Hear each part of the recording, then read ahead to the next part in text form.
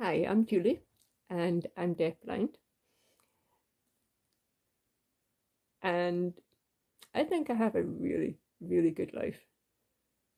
I'm happy with how my life is. I have friends and family that I love, a fulfilling job, fun things to do with my spare time.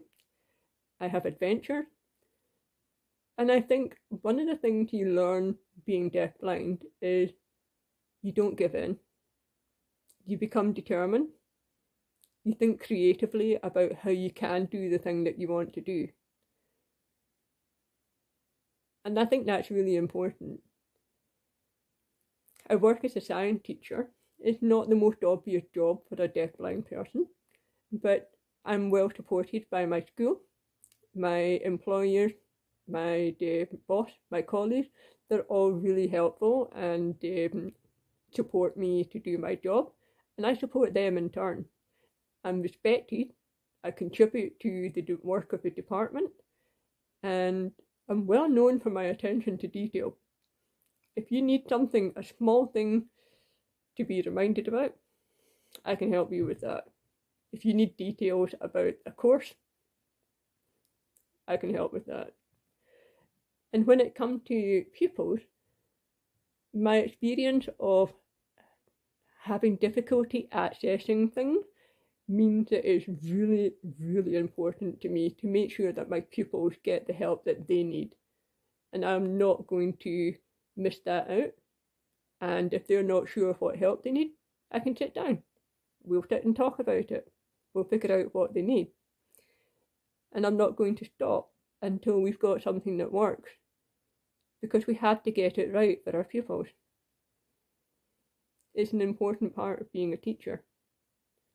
At home, I like to cook, I play the piano, I do art, mostly textile art.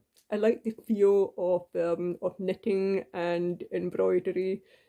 I make lace as well, and these are all tactile things that you can do without having to look at them.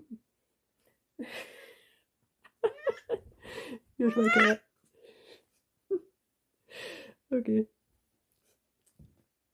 But the thing about music and art, though, is that they're not things you just experience with your ears or your eyes. They're things that you experience with every part of you, including your soul.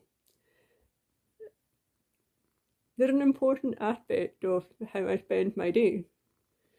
I like to garden. My garden's a bit of a sensory garden. There's things I can touch, there's things I can see, there's things I can smell. There's fruit, there's vegetables, there's flowers. It's good fun. It's a good way to get outside and enjoy the fresh air.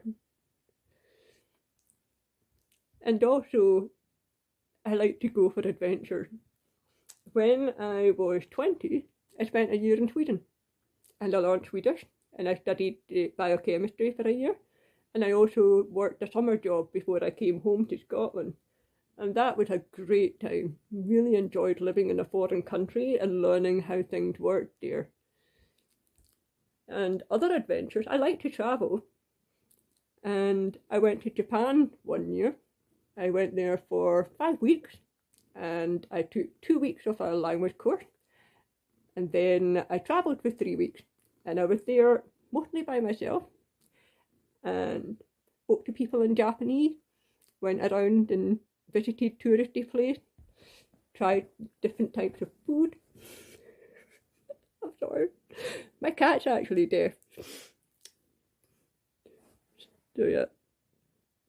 We can do things. I think that's the important aspect to remember. We can have adventures. We can go out there and live our life just like everybody else. We just sometimes need to do it in a different way, and that's absolutely fine. I was asking some friends as well about what they thought I had as a characteristic, and they commented on the fact that I am really patient. That surprised me a wee bit. I don't feel patient, but apparently I'm really patient. And also, they're really impressed by the gifts I'm able to find, the pictures and memes that I send when we're having conversation. It's a bit silly, it's a bit fun.